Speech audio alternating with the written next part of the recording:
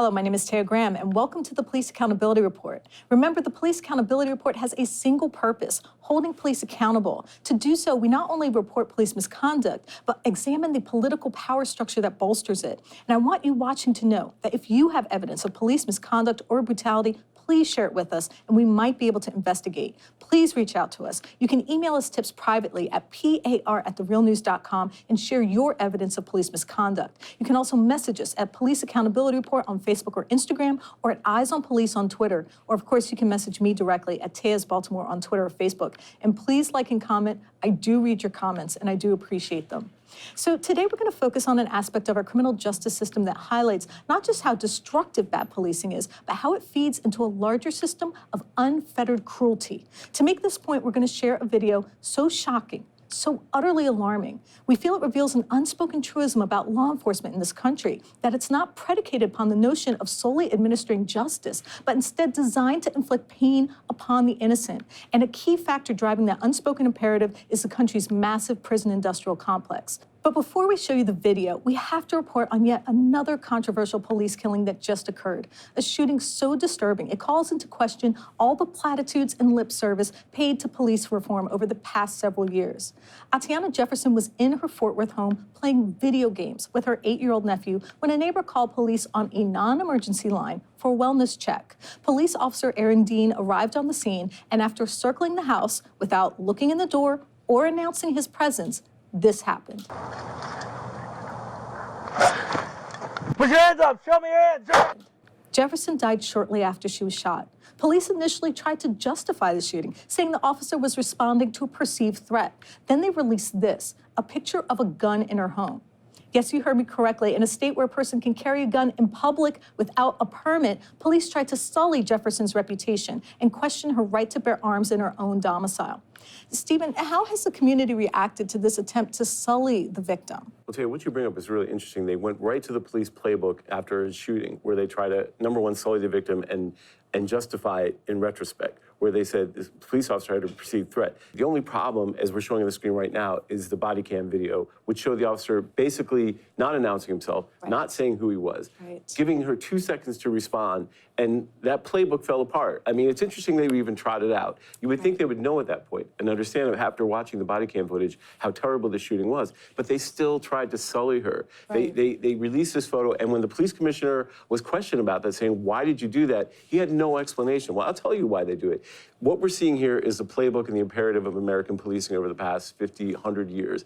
What the first thing they do is try to place a gun or something proximate to the person to sully their character. The problem is it didn't work. The community immediately was in an uproar. And once the body cam footage came out, it was all over. But the community is used to this. And with the Amber Geiger case, looming over this, I think people responded immediately and said, hey, no way are you going to do this to this young woman. You're not going to sully your name, or you're not going to justify the shooting. Right. And it's really common practice to try to dirty up the reputation of the victim. I mean, in relation to the Amber Geiger case, didn't they try to say that Botham maybe had some marijuana in his home? They tried to say he had marijuana. They say he got up from the couch and was approaching her in a menacing manner, both which was proven toxicology, totally ruled that out. And totally secondly, the trajectory of the bullet showed that he was in a sitting position, maybe getting up from the couch, but not running towards her. Or perhaps even cowering from this person standing there holding a gun on him. Yeah, it seems like they're running out of this playbook. It's not going to work anymore. Exactly. It's worth noting that Jefferson's 8-year-old nephew was in the home when this shooting occurred. It's also worth noting she had moved home to take care of her sick mother. And another important fact is that since June, Fort Worth police have shot 6 people, 3 of them African-American, all of whom died. Which brings us to our next story. Another tale of inexplicable cruelty and unexplained indifference. First, it's important to remember that there are almost 2.3 million people incarcerated in our prison system right now, more than any other nation on the planet. In fact, while the U.S. has just 5% of the world's population, we house 25% of the world's inmates. But that number doesn't paint a full picture of just how omnivorous our penal system is. At any given time, there are over 500,000 people sitting in jail awaiting trial. People who spend months behind bars without ever having been convicted of a crime. But worse yet, sometimes pretrial confinement is in itself a death sentence, which is why today we're going to focus on a case that shows how an unwarranted arrest and bad policing can lead to even worse consequences than the loss of freedom, why the chain of cruelty created by corrupt policing is often unending, one injustice compounded by another, all courtesy of an inhumane American addiction to incarceration. Now, Stephen, we just covered a case where a man was in jail and he died there. What happened? The important principle here that you're bringing up is that an arrest, even arrest for like a minor crime, can lead to death because prison is so dangerous, and because we have such a terrible cash bail system that keeps many people incarcerated. Now, in the Police Accountability Report, we don't just tell, we show. And unfortunately, what we have to show you is cruel and barbaric. To do so, we will show you how authorities allowed 22-year-old Shali Tilson to die in prison. Shali Tilson is a young man who had a history of bipolar disorder and schizophrenia. Last year in March, the Rockdale, Georgia resident was consumed by a mental health crisis, which led to his arrest. But it's during his confinement where the story really begins. There, he was unwatched and ignored as he pleaded for help. He was denied water and mental health care. In fact, his conditions were so dire, he was placed on suicide watch. All decisions made by prison staffers that we wouldn't even know about had a Good Samaritan not leaked the video of his death to the family. The video shows that the staff ignored suicide protocols, even while denying him basic necessities. They denied him water for days. The lights were left on for 24 hours. Ultimately, Tilson died of blood clots in his lungs due to dehydration. Now, I have to give a trigger warning. The portion of the video we're going to show you is disturbing, and I urge you now to fast forward for about 30 seconds if you don't think you can watch. But what you're going to see here is what his family says was a torturous death. And to explain what we'll be seeing, we have a pre-recorded interview with the family's attorney, Mawuli Davis of the Davis Bozeman law firm. And he brought with him Shali's mother, Tanisha Tilson, and his father, Vladimir Joseph Tilson. I know this must be incredibly difficult to talk about, and we appreciate you speaking with us today. Thank you. So first, let me direct the first question to your attorney, Mr. Davis.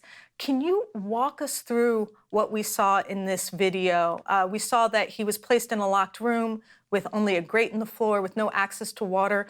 What are we really seeing in this video? What you're seeing and what the world is seeing is torture.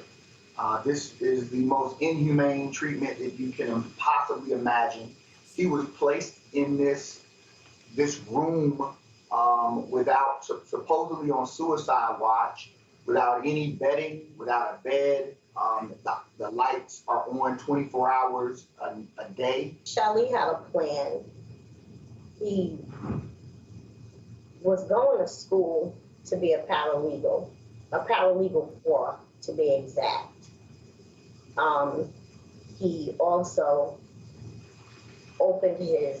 started his business, Urban Perspective, while he was a full-time student in college.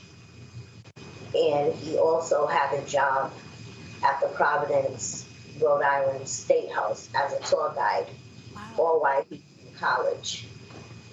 And Shali came back home. Well, Shali came back to Georgia to help take care of his father after his father had the stroke. Oh, wow. It sounds like he was an incredibly compassionate young man with a really bright future. And something that surprised me about this was, and maybe perhaps your attorney, Mr. Davis, can answer this, the Rockdale County Police Department had refused to give you the video of his last days in the jail cell. How did the family get the video? So, because the case was still under a criminal investigation, they would not release anything. We have since, now that they have had this presentment to the special grand jury, we now have an open records request that we're waiting to be filled so that we can get everything that they have as a part of it. But we didn't have any of the video. At Good Samaritan, someone came forward and said, hey, we have the video of at least what was recorded. Keep in mind, 3 days of video was deleted. So the only thing we have is 8 hours of the last 8 hours of his life. So there are 3 days of video that was completely deleted. And they said it just was an error, a mistake, just totally illogical. But I did want to bring it back to Mr. Joseph Mr. Joseph had a very close relationship with Shali, and I would like for him to just tell the world a little bit about his relationship with Shali. Absolutely. Please go ahead, Mr. Joseph. Well, Charlie and I would, I was helping him start his business, Urban Perspective, and like,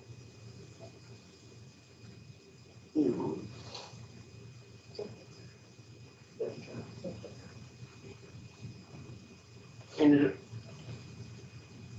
I'll let his mother take over. It's been really hard. As a father, I just have struggled with what Mr. Joseph is going through with seeing and knowing what his son went through.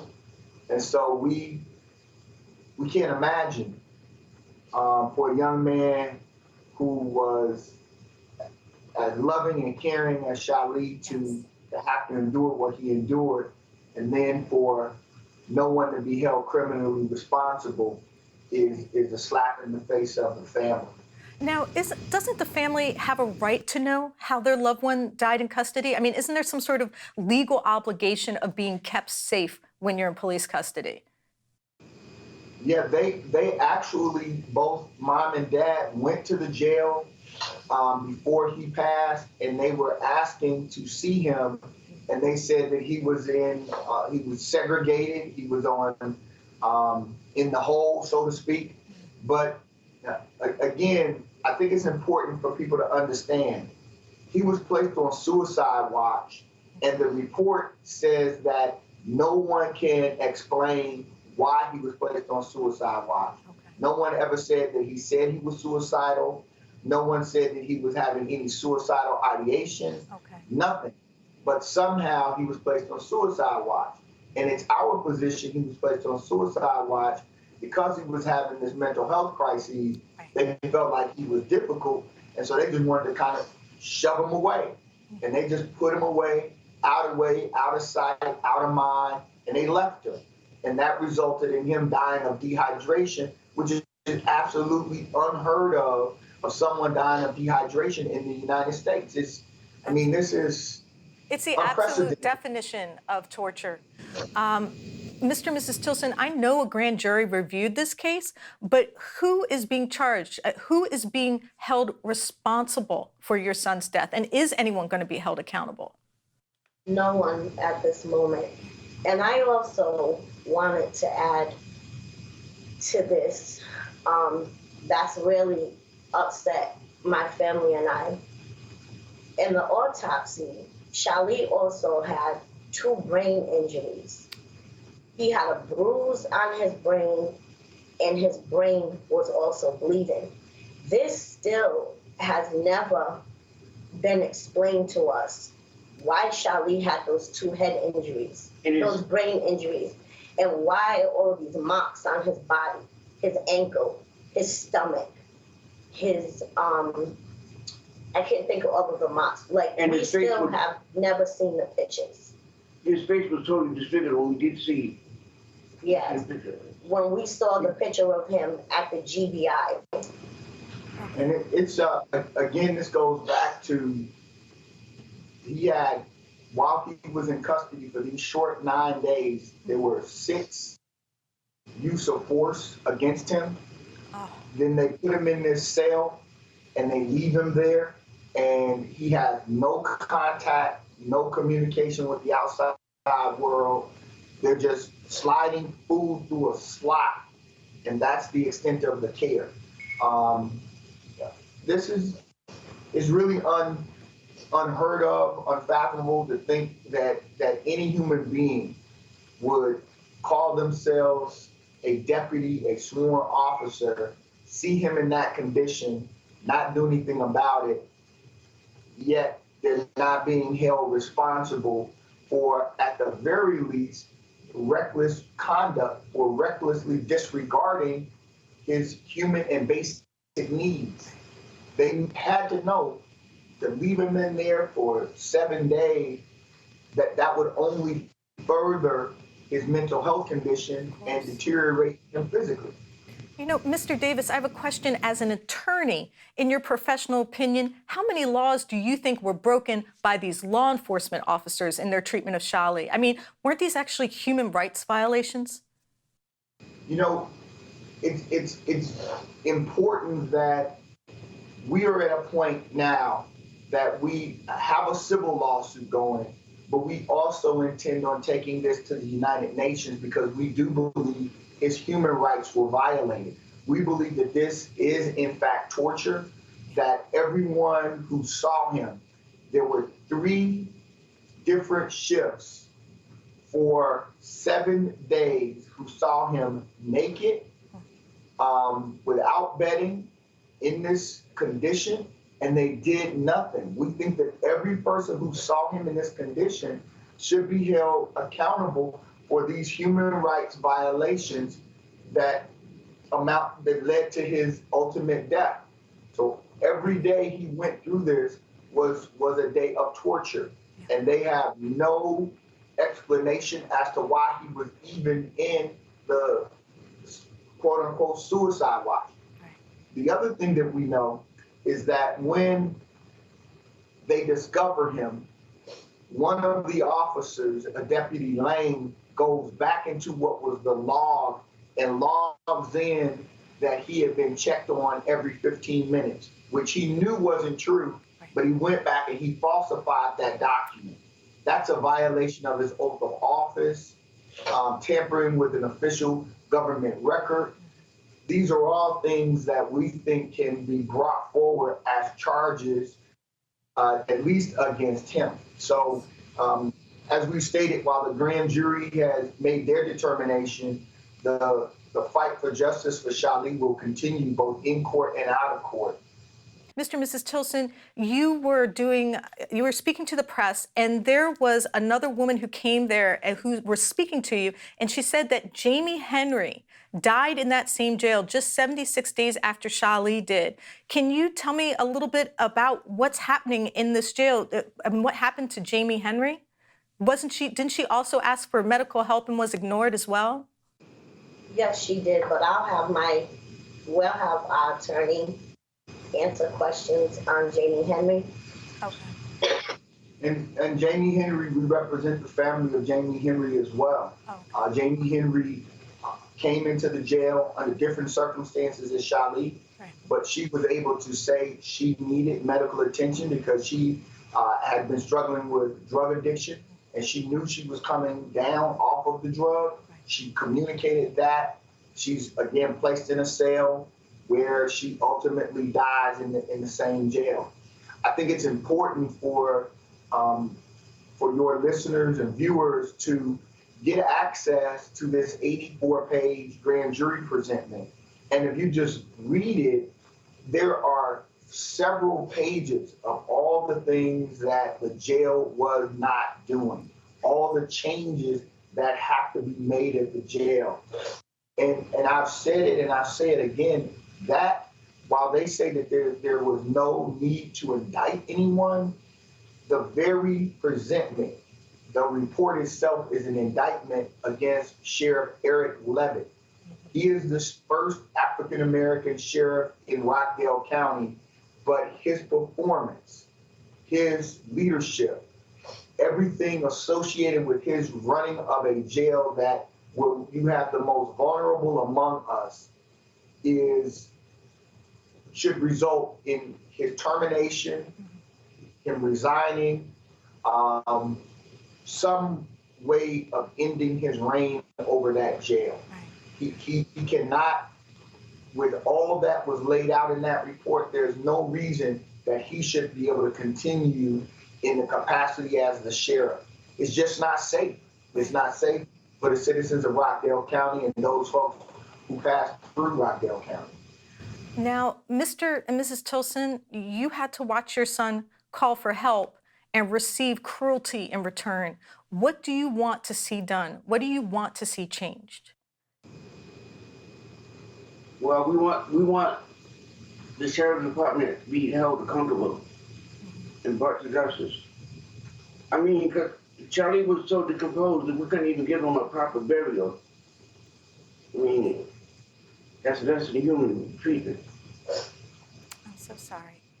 Mr. Davis, how can his family possibly be made whole after seeing their loved one tortured to death? How is that even possible? There are things that happen in this world that change us forever. What happened to Shali has changed his family, has changed me, has changed anyone who cares about humanity. It's changed us. So there is no way, there is no resolution that can make them whole. The only thing that can give them any sense of justice is if the people responsible are actually brought to justice and held accountable. And we intend on doing everything in our power, in addition to working with those community organizers around the country who have committed to coming to Rockdale County and continuing to raise up Shali's name. We believe Shali is an example of all the things that are wrong with the criminal and justice system in America. From the treatment, from the fact that he received a $6,000 bond for a disorderly conduct, a misdemeanor, that he should have been given a signature bond immediately. From the fact that when he comes into the jail, he is clearly having a mental health crisis, and that during that mental health crisis, instead of getting him medical attention, they send him into a torture chamber, and they leave him there. All of these things should be connected with Shali's name, and his name should be lifted up across the country continually as a rally cry for those of us who know that this system must change, and it must change radically in order for people's humanity to be protected. Mr. and Mrs. Tilson, I know that the people watching right now are going to be horrified by what happened to your son. What can we do as the public to help you or to help prevent this kind of cruel and needless death from happening again? How can we help as the public? What can we do for you? Help spread the word of Shali's story. What we've gone through and what we continue to go through, we still don't even know all of the details behind Shali's death. And we don't want another family to experience what we're experiencing 18 months later. Shali didn't ask to be mentally ill. He didn't ask for a mental illness. He needed help, not to be put in jail. And he was put in jail, he was beat, he was tortured, he was kept from us. We never talked to Shali while he was in the jail. We never got to visit with Shali while Shali was in jail. We never saw our son again. I was the last one to see him, 3 a.m. in the morning. And that was the last time I saw my son. I'm so sorry, Ms. Tilson. I'm so very sorry. Is there anything that you wanted to add before I closed out the interview? Anything that you wanted to say about Shali or Attorney Davis? Is there anything that you wanted to add before we end our interview? We want people to follow the hashtag Justice for Shali, Justice for Shali Tilson. People to, again, just be prepared to galvanize and come together as a community to not allow this to go without the people rising. We talk quite often about the limitations of the law in the American judicial system. And even as an attorney, I readily admit, as an activist, organizer, and revolutionary attorney, I readily admit this system is very limited as it relates to justice, particularly for Black, brown, and poor people. And we try to level the playing field through our advocacy, but we need the people. We need everyday folk to come out, support the movement, the struggle, the demand for justice. Well, The only way this changes is if the people rise up and say no more. Yes. That elected officials cannot stand with their hands crossed saying, you know, we did all we could do when we see a video proving otherwise. Well, I just want to thank you and the family for coming forward, and I can assure you we will keep lifting Shali's name up, and we will keep exposing these kind of abuses that occur in our jails and our prison systems until the people responsible for them are held accountable. We can promise you that. Thank you so much. Thank you. So, Stephen, after looking at the death of this young man, I don't even know what to say. Is there any part of our justice system that isn't broken? Well, as Michelle Alexander pointed out, the author of The New Jim Crow, we have a historic prison system. Yes. Never in the history of civilization has a society incarcerated so many people, built so many facilities to incarcerate people. There's no way that a system that large, that well-funded, that ubiquitous could not be corrupting. I mean, the confining a person, denying their civil liberties and then profiting off it is going to corrupt a society. And I think there's no way we can look at it in any way other than it is corrupt. I understand what we just watched is painful, but we can't look away. The images of a young man dying under the supervision of the state is emblematic of a deeper cruelty embedded in the system, a system that in the light of what we just witnessed seems designed to harm, not to heal. In some sense, it speaks to a deeper psychological crisis in our country. Is it a coincidence that at a time when the country's income inequality is the most extreme, we have the largest prison system the world has ever seen? Have our political elites become nothing more than rapacious jail keepers, passing tax cuts for the rich while selling ankle bracelets to the poor? And what does the treatment of Shali Tilson say about the political imperative that drives all the aforementioned injustices? Is it just a profit motive or racism? Or is it something even more insidious? The notion that our bodies and our psyches did not belong to us, but to the state. Now, before we go, we wanted to end the show on a positive development. One of our viewers, Nick Pettit, was standing on his porch in Columbus, Ohio in April when he captured this on camera, a SWAT team member slapping the face of a teen. After Pettit called out the officers for their inappropriate behavior, the police attacked.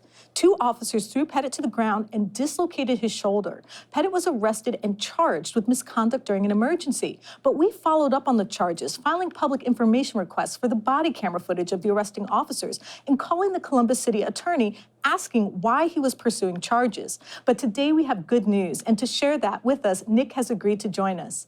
Nick, thank you so much for joining us today. Hi, thanks for having me. So Nick, why don't you tell us about some of the new developments in the case? Okay, well, I was on my way to my trial date on October 7th, and my public defender, who was representing me, he called me on the way there, I'd say maybe 10 minutes from the courthouse, and said I didn't have to come in, and I was kind of curious as to why, and he went on to explain to me that the prosecutor on my case filed a motion to dismiss an hour before trial started. Wow. Yeah, this is the second prosecutor on the case. The original prosecutor decided to back out. I don't know exactly why, but yeah, they threw my case out and they said that it was due to insufficient evidence. Oh, that's terrific news. We're really happy for you, Nick. Congratulations. Thank you. So this is the end of the case for you. What are you going to do next? Now, since, everything's been taken care of, and I know that the officers that were involved in arresting me and assaulting the minor haven't really had any disciplinary actions, I think that I'm going to contact the ACLU. I've been in touch with them here and there throughout the case. I'm contacting them to see what we can do about me and the young man's family can do about holding the police accountable for what's happened. That's excellent news. I'm so happy to hear that. Do you think some of the media pressure and attention you got helped in your case? Oh, yes, definitely. It's one of those things like with me, I do have a background that's not the greatest. So if I hadn't had the exposure that came with me sharing my video, honestly, I think I probably would have sat in jail longer. I may have gotten more, I may have gotten more charges than what they originally charged me with. I could have gotten a bunch of fines, which unfortunately is the thing that happens nowadays. It's getting a little bit out of hand. So I want to thank you guys for definitely checking into it and exposing, you know, what happened. We were happy to do it. Yeah. Oh, no problem. The few people who helped out, you know, I wanted to thank them too, but I'll do that in person. Well, oddly, the prosecutor never got back to us. We called him multiple times and never heard back, so. Right. But I'm sure he got the message. Oh, yeah. So, Nick, all this happened just from one act of standing up for someone who was being bullied. Are you surprised by people's reaction to your story? Honestly, yes. I did not think that, you know, people would care as much as they did. It's one of those things where, like, in the past, I've seen stuff like this happen to people where they were trying to do the right thing and they go to jail and, you know, nobody stands up for them. Everybody's like, oh, well, no, you should have just listened to what the police said, even though it's unlawful and unconstitutional. Right. You know, they end up getting their record smudged, and it's unfortunate. And maybe now, hopefully, my story and the exposure from it can help people to understand that, you know, we do have rights. We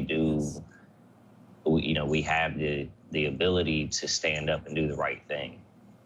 Absolutely. And Nick, I want to thank you for joining us. And I know you're going to continue to stand up for people who are being bullied. And I want you to stay in touch with us, okay? Let us know if you're able to get any sort of accountability for the police officers who were involved in your arrest and involved in assaulting that young teen. So please keep us up to date, okay? Oh, I will. And I want to also thank the Tilson family and their attorney, Mawuli Davis, for sharing the heartbreaking story of their son's death. We're going to continue to uplift Shali's name and do our best to help hold the law enforcement officers guilty of his death accountable. And of course, I want to thank my co-host, Stephen Janis, for his investigative research and his help. And I want you watching to know that if you have evidence of police misconduct or brutality, please share it with us and we might be able to investigate.